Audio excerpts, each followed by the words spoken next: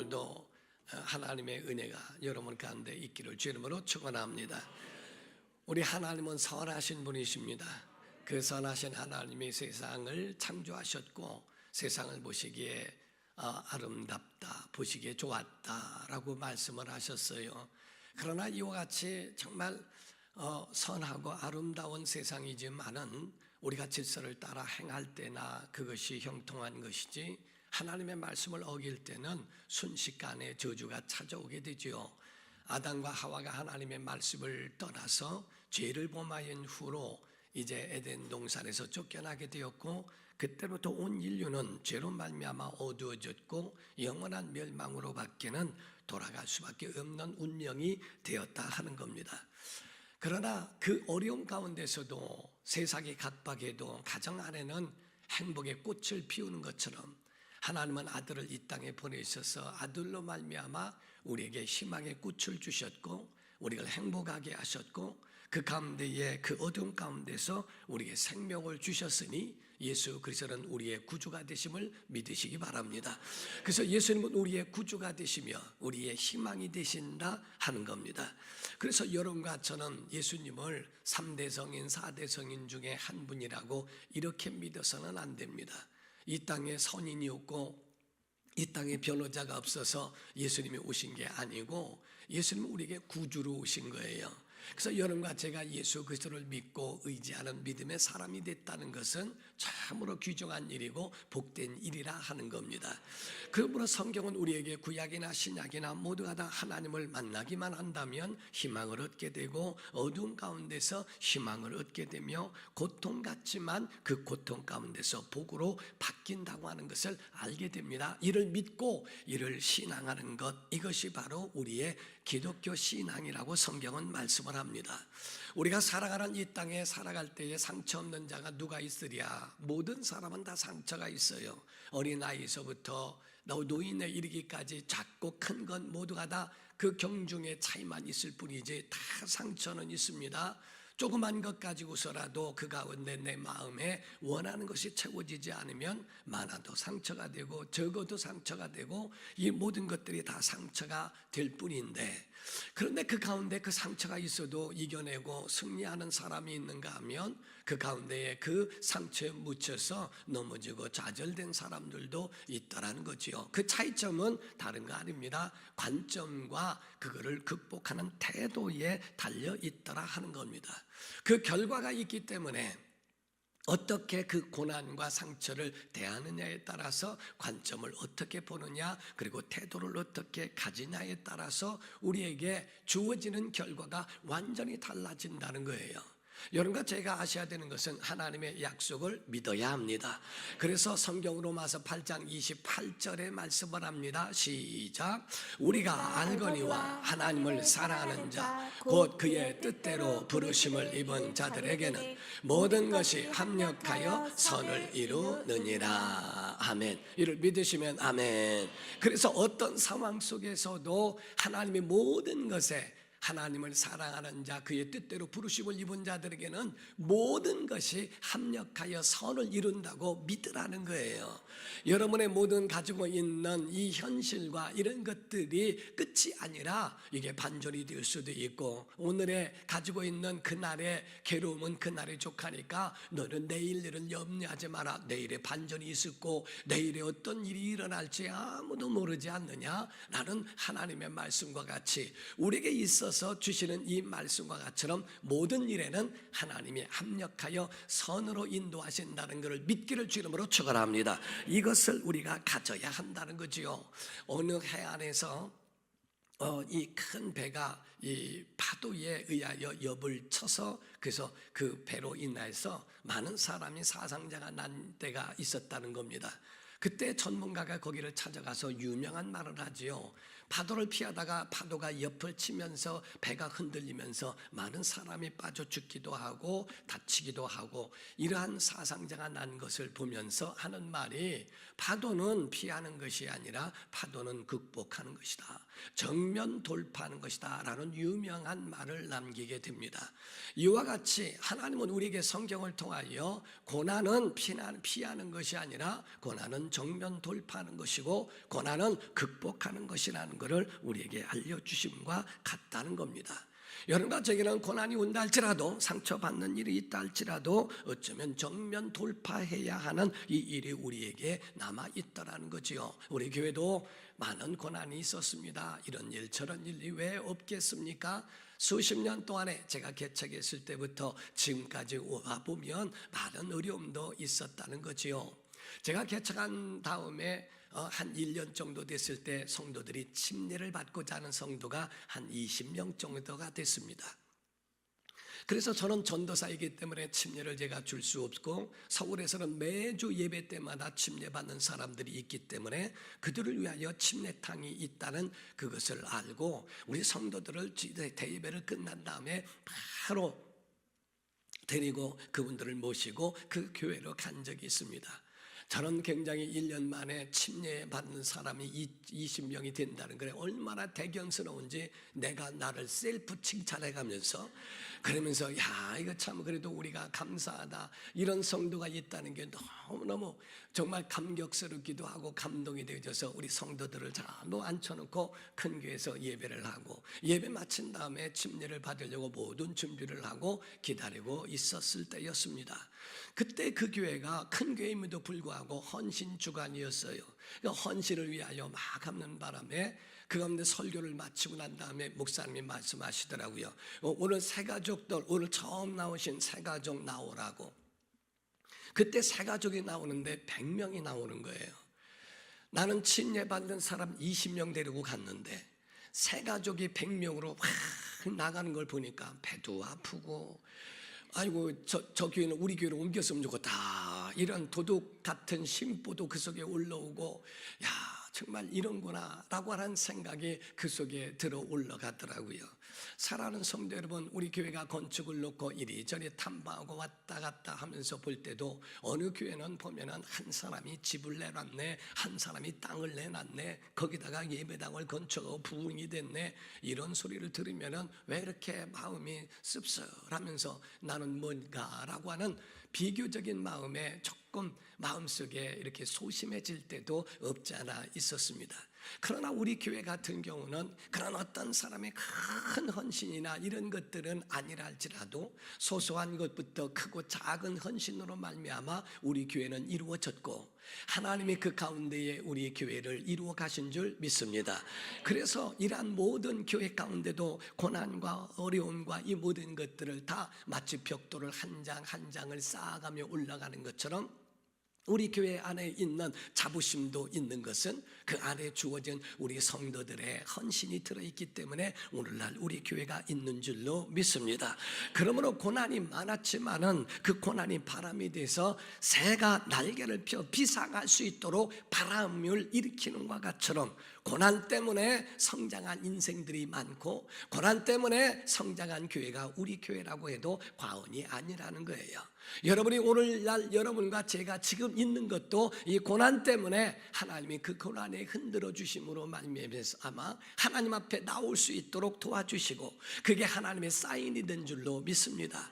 하나님께서 그의 부르신 자들을 통하여 광야로 몰아내신 이유가 뭡니까? 그 광야에 가니까 오직 하나님만 의지하라고 주셨다는 거지요.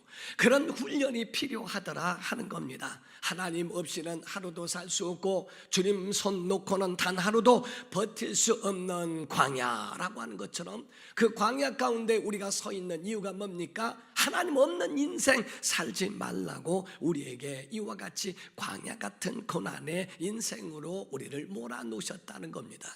여러분과 저는 고난이 있을지라도 이기는 성도 되기를 주의 이름으로 축원합니다.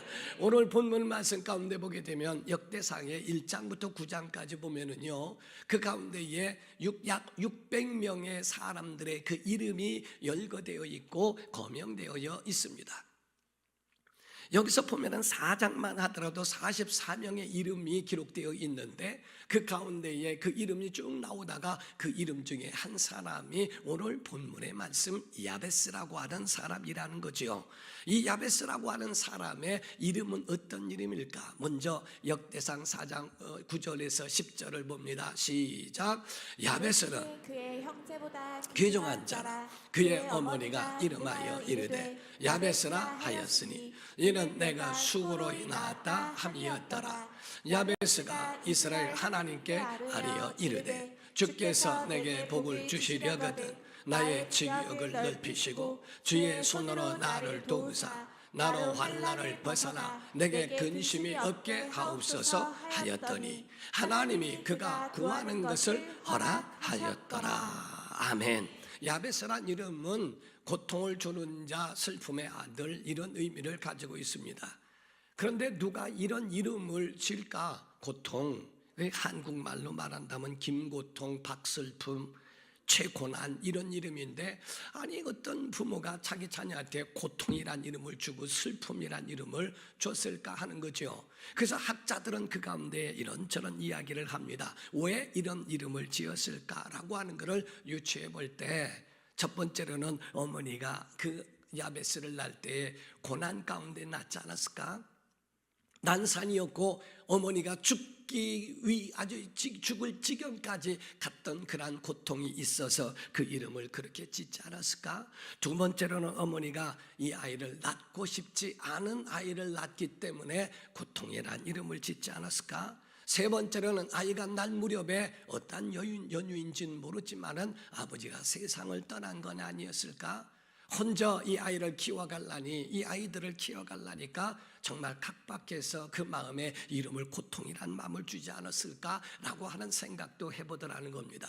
어쨌든 야베스란 이름을 갖게 될 때는 사사기와 같이 암흑기 없고 그런 불안한 시대요, 세속주의요, 불신앙의 시대요, 어두운 시대였다는 것은 분명하다는 거예요. 세상이 온통 어두웠던 그런 시기에 이 아이가 태어났더라 하는 겁니다. 그런데도 불구하고 이 야베스를 낳으면서 어머니가 그 이름을 준 것은 마치 그 어린 어머니가 자녀의 이름을 주면서 그 이름 가운데서 그냥 저주스럽게 살아가라는 의미가 아니라 이거를 반전을 일으키게 하고 돌아서게 하려고 하는 그 기대 때문이 아닐까 하는 겁니다. 야, 너는 고통으로 태어났지만 가문을 일으켜라, 민족을 살려라, 세상을 살려라, 이 시대를 살려야 하는 그런 인물이 되라고 하는 그 기대감이 아니었을까? 야베스가 태어날 때 많은 어려운 시기에 태어났지만 야, 세상을 한번 내가 살려보라 하는 그 어머니의 깊은 마음이 그 속에 같이 포함되어 있을 수 있다는 겁니다. 왜냐하면 그 이름을 가지고 그 이름이 한 마을이 되기도 했다는 거거든요. 그 이름이 마을이 됐다고 하는 것이 나옵니다. 사무엘상 11장 9절에서 10절입니다. 시작. 무리가 와 있는 전령들에게 이르되 너희는 길르앗 야베스 사람에게 이같이 이르기를 내일 해가 더울 때에 너희가 구원을 받으리라 하라. 전령들이 돌아가서 야베스 사람들에게 전하매 그들이 기뻐하니라. 야베스 사람들이 이에 이르되 우리가 내일 너희에게 나아가리니 너희 생각에 좋을 대로 우리에게 다 행하라 하니라. 아멘. 여기서 야베스 사람이라고 표현을 합니다. 한 마을이 됐다는 거죠. 우리가 어떤 훌륭한 사람의 이름을 써서 도로를 내기도 합니다. 충무로라고 하기도 합니다. 또 을지로라고 하기도 합니다. 우리 또 천안에는 봉주로가 있습니다. 마라톤 선수의 이름을 따서 그러한 이름을 대는 것처럼 한 마을의 이름이 야베스라고 하는 마을이 있어서 야베스 사람이 이런 말을 했다고 하는 말을 할 정도로 그를 존귀한 자로 만들어준 그 모든 것을 극복한 사람으로 세워진 사람이라고도 표현한다는 거죠. 그런 고난의 시대에 복이 된 인물이 누굴까? 역대상 4장 9절입니다. 시작. 야베스는 그의 형제보다 귀중한 자라. 그의 어머니가 이름하여 이르되 야베스라 하였으니 이는 내가 수고로이 낳았다 함이었더라. 그의 형제보다 존귀한 자라. 그가 고통의 아들로 낳지만은 형제들보다 존귀한 자라라고 하는 그 말씀을 그렇게 하게 되지 않습니까? 곧 하나님 앞에 기도하여 그 기도를 허락받은 사람이라고 이야기를 합니다. 우리의 인생도 그렇지 않습니까? 아담 이후에 모든 인생들이 어려움 속에서 살아가는 이것이 모든 인생이라는 거예요. 그러나 분명한 것은 하나님을 믿으면, 하나님을 만나면, 신약의 예수 그리스도를 만나기만 한다면 예수님 안에서 반전이 있다는 겁니다. 그래서 어둠이 빛으로 변화될 수 있다는 거예요. 고통이 복으로 바뀔 수 있다는 겁니다. 고난은 검은 보자기에 쌓여진 보화와 같다고 표현하는 것처럼 바로 고난 가운데서 그걸 펴보고 난다면 그 속에 빛나는 보석이 들어있는 것과 같이 고난을 이겨낸 다음에 이루어진 하나님의 반전이 그 속에 있다라는 겁니다. 3기가 우리 안에 있어야 돼요. 여러분, 기도하면, 기다리면 기적이 일어납니다. 기도하고 기다리면 기적이 일어납니다. 그래서 우리에게는 기도하고 그거를 그냥 진드감치 내비두라는 거예요. 그거를 뽑았다 넣다 뽑았다 넣다 하지 말고 그거를 마치 나무를 심는 것처럼 그 속에 뿌리를 내릴 때까지 기다리다 보면 어느덧 거기서 um이 나고 싹이 트고 열매를 맺을 때까지 그것이 나타나지 않겠는가? 우리는 기도한다면 하나님의 약속을 믿고 기다려야 하고, 기다리면 그런 기적이 일어나는 은혜가 있다는 거지요. 고난은 반드시 복으로 되돌아온다고 하는 것에 대하여 사실을 믿고 이 고난을 직면하고 돌파하라고 말씀하는 겁니다. 이 야베스는요, 하나님에 대하여 뭐라고 표현했냐면 이스라엘 하나님께 아뢰어 이르되 이렇게 말했어요. 이스라엘의 하나님이란 말이 어디에서 비롯된 겁니까? 야곱이 야복 강가에서 받은 이름이 이스라엘이라는 이름이에요. 그래서 야곱이 야복 강가에서 기도하면서 그 환도뼈가 부러졌다고 할 정도로 그렇게 하면서 그 가운데에 얻어낸 이름이 이스라엘이란 이름입니다. 그 비열했던 사람, 늙은 아버지에게로부터 형이라고 속여서 축복을 가로채고 형이 죽인다는 말에 도망가다가 꿈을 꿉니다. 하나님께서 내가 너와 함께하리라 하는 그 음성을 듣고 그 약속을 믿고 올라가서 거부가 됩니다. 다시 돌아오는데 형이 자기를 치러 온다고 하는 것에 대한 이야기를 듣고 두려움 가운데 야복 강가에서 하나님의 이름을 대신하여 온 천사와 씨름하면서 얻은 그 이스라엘이라는 이름을 붙들었더라 하는 거예요. 하나님, 야비했던 야곱도 하나님이 그를 버리지 아니하시고 돌아보신 것처럼 야곱이 섬겼던 하나님, 아니 아브라함이 섬겼던 그 하나님, 이삭이 섬겼던 그 하나님, 야곱이 섬겼던 그 하나님을 내가 의지합니다. 하나님, 내가 고통의 아들로 태어났다 할지라도 이 자신의 가지고 있는 처지와 저주와 고통을 끌어안고 하나님 앞에 구하오니 하나님, 나로 말미암아 시대를 바꾸어 주시고 가물을 바꾸어 주시고 우리 주변을 바꾸어 주시옵소서. 이런 기도를 하기 시작했다는 거지요. 역대상 4장 10절입니다. 시작. 야베스가 이스라엘 하나님께 아뢰어 가로되 원컨대 주께서 내게 복을 더하사 나의 지경을 넓히시고 주의 손으로 나를 도우사 나로 환난을 벗어나 근심이 없게 하옵소서 하였더니 하나님이 그 구하는 것을 허락하셨더라. 아멘. 이 말씀은 우리가 개역 성경으로 보면은 더 자세하게 기록이 됐다는 거예요. 그래서 개역 개정 성경에는 복을 주시려거든 이렇게 돼 있는데 개역 성경 안에는 복에 복을 더하사라고 하는 말씀으로 그 시작을 하게 됩니다. 하나님 나에게 복을 주시려거든 복에 복을 더하여 주시고 라고 하는 그 기도의 것으로 시작을 하죠. 자, 여러분 아멘 한번 해봅시다. 하나님이 우리에게 구원도 주셨으니 구원의 복을 주셨으니 부유의 복도 주시옵소서. 복의 복을 더하여 주시옵소서. 지금은 미약하지만 나중에는 점점 지경이 넓어지게 도와주시옵소서. 살다 보면 힘든 일, 어려운 일, 위험한 일 당할 때가 있습니다. 구하면 주의 손으로 건져 주시옵소서. 하나님, 세상은 각밖에서 언제 우리에게 환난이 닥칠지 모릅니다. 환난이 올 때 불쌍히 여기사 그 환난에서 벗어나게 하여 주시옵소서. 근심 안 될 일이 있거들랑 하나님 앞에 언제든지 우리가 그 앞에 기도하면 근심이 해결되게 하여 주시옵소서. 이것이 바로 야베스의 기도라 하는 겁니다. 5가지의 복에 복을 더하여 주시고 나에게 지경이 넓어지게 도와주시옵시고 주의 손으로 도와주시며 환난을 벗어나게 하시고 근심이 없도록 도와달라고 하는 간절하고 절실한 기도였어요. 하나님을 향한 협박이 아닙니다. 하나님 이렇게 안 해주시면 나 이렇게 할 겁니다. 하나님 나 내 마음대로 살 겁니다.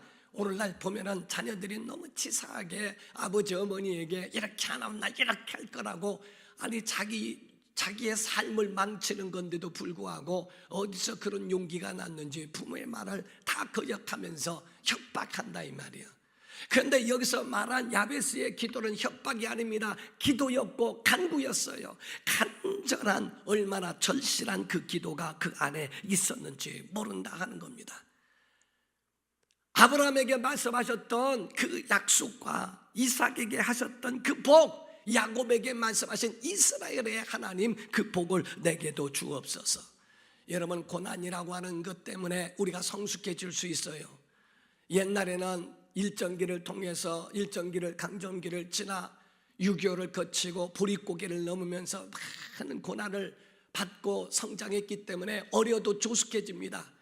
어려도 아주 성숙한 사람처럼 그렇게 가정을 책임질 정도의 굉장히 강한 마음이 있었어요. 근데 오늘날에는 어린아이들이 해달라는 거 다 해주죠. 원하는 것은 모든 건 얻을 수 있죠.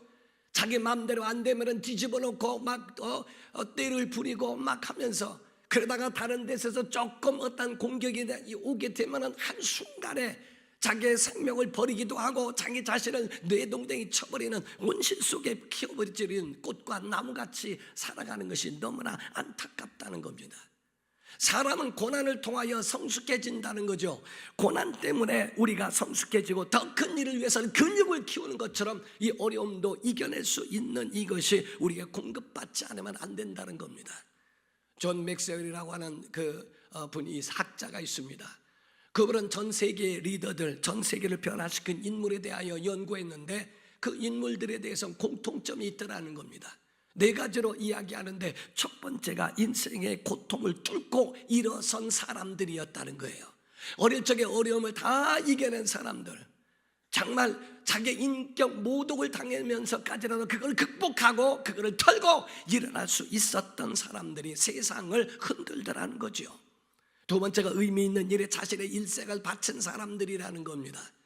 세 번째로는 고난 가운데 절망하거나 포기하지 않고 그 고난과 씨름했던 사람들이라는 거예요. 네 번째로는 그 인생의 어려움과 고난이 올 때 인생을 비관하거나 불평하는 대신에 감사하고 기쁨으로 전환시켜버리고 그 기쁨으로 바꿔 살았던 사람이라는 거예요. 관점이 다르고 그들이 가지고 있는 태도가, 고난을 대하는 태도가 완전히 달랐다 하는 겁니다. 우리가 야베스의 책이라고 하는 그 책을 보게 되면 짐이라는 사람이 나와요. 그 사람이 천국에 갔는데 베드로가 안내를 했더랍니다. 여기저기 구경을 하는데 하나는 보물창고 같은 곳이 있는데 그냥 지나치더래요. 아니 왜 여기는 구경 안 시켜주냐니까 그거 보시면 후회할 텐데요. 후회하지 않을 테니까 보여달라고 졸라서 그 문을 열고 들어갔더니 아주 거기에 엄청난 보화들이 있다는 거예요. 여기는 어떤 곳입니까? 물었더니 첫 번째, 여기는 기도의 방입니다. 기도하면 하나님이 여기서 온갖 보물들과 온갖 은혜로 다 부어주시려고 준비하실 것만 기도하지 않아서 못 찾아간 물건들이라는 거예요. 구하라 주실 것이요, 구하면 주시는데 기도하지 않아서 얻지 못하는 일들이 너무나 많아요. 왜? 하나님의 약속을 믿지 않으니까. 두 번째 방에는 더 좋은 방이더라는 겁니다. 보물창고에는 여긴 어떤 방입니까? 감사의 방이라는 거예요. 우리가 기도해서 응답받으면 아멘, 기도할 때만 응답받고 기도하고 난 다음에 응답받으면 그걸로 끝내버리고 그러고 난 다음에 잘못 자기 멋대로 자기 뜻대로 살다가 나중에는 또 거기서 문제가 생기면 또 기도하고, 기도할 때만 응답을 받고 그것으로 기뻐하고 만족해야지. 아니 그 기도 응답을 받는 것에 대하여 감사로 살면 하나님이 더 큰 은혜 베풀어 주실 텐데 감사하지 못하여 쌓여져 있는 그런 보물들이라고 말하더라는 거예요. 세 번째 방에 봤더니 충성의 방, 곧 헌신의 방이라는 겁니다. 주의 이름을 가지고 인색하지 않냐고 그 가운데 자기 것을 투자하고 자기 것을 심고 행한 사람들이 받는 그러한 감사와 헌신의 방에서 얻는 것은 기도의 방보다 더 많은 것들로 더 배가 되는 것으로 채워지더라 하는 겁니다.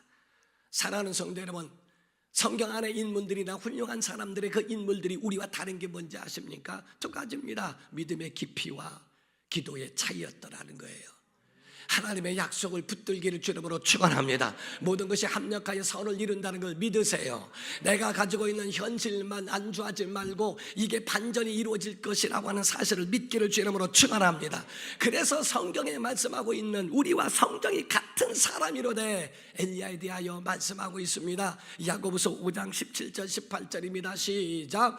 엘리야는 우리와 성정이 같은 사람이로되 그가 비가 오지 않기를 간절히 기도한즉 3년 6개월 동안 땅에 비가 오지 아니하고 다시 기도하니 하늘이 비를 주고 땅이 열매를 맺었느니라. 성경은 분명히 말씀합니다. 엘리야가 우리와 다른 것 없다. 성정이 같다. 우리와 모든 것이 다 같지만은 다른 거 있는데 그는 기도하는 사람이어서 기도하니까 하늘에서 불이 떨어지기도 하고 기도하니까 하늘에서 비도 내리지 않던가. 기도하지 않으니까 너에게 오지 않는 것뿐이야. 믿음의 깊이가 없어. 왜? 하나님의 약속을 믿지 않으니까 기도하지 않고, 기도하지 않는데 어떻게 그런 것에 대한 응답과 이런 것들이 있을 수 있는가라고 하는 것을 경고하는 말씀입니다. 여러분, 이런 것처럼 우리도 기도로 고난을 기도로 바꾸면 기적은 일어납니다. 하나님 역사해 주십니다. 우리도 야베스와 같이 기도하라는 거예요. 자, 아멘 합시다. 천국은 있습니다. 지옥도 있습니다. 반전도 있습니다.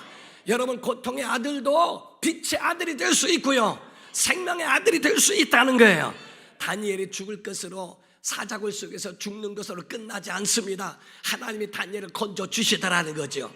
요셉이 꿈을 꾼 다음에 팔려가는 인생이 되고 노예로 팔려갔지만은 노예로 끝나지 않습니다. 하나님은 그를 총리로 다 불러 쓰시는 그 역사를 보게 하시더라는 거죠. 여러분과 저에게도 똑같이 하나님이 적용하신다는 것을 믿으라는 거예요. 우리가 그냥 이대로 끝날 것 같아도, 야베스가 야베스로 끝날 것 같아도 아니라는 거예요. 야베스는 존귀한 자라 존귀한 자로 변화되어졌다 이 말이죠. 여러분과 저에게도 마찬가지입니다. 절실함으로 하나님 앞에 구하면 하나님이 복을 더하여 주실 것이고, 하나님이 큰 은혜로 지경을 넓혀 주실 것이며, 주의 손으로 여러분을 도와주실 겁니다. 환난을 벗어나게 해주실 겁니다. 근심이 없게 하시리라, 이렇게 말씀을 하셨다는 거죠. 역대상 4장 10절에 뭐라고 되어 있습니까? 야베스가 누구에게? 이스라엘 하나님께 아뢰어 이르되, 이렇게 말씀하고 있죠. 야베스가 구한 것을 하나님이 허락하셨더라라고 하는 것처럼 야베스의 간구와 그 기도가 하나님과 떨어지지 않아요. 하나님과 멀어지지 않아요. 야베스의 그 기도가 하나님의 뜻과 맞았다는 거죠. 그래서 하나님이 허락하셨다라고 말씀하는 겁니다. 여러분과 저는요, 절대 낙심할 필요가 없어요. 모든 고통에 가지고 있는 힘들고 어려운 모든 저주가 아닙니다. 그걸 지난 다음에 복을 주실 겁니다.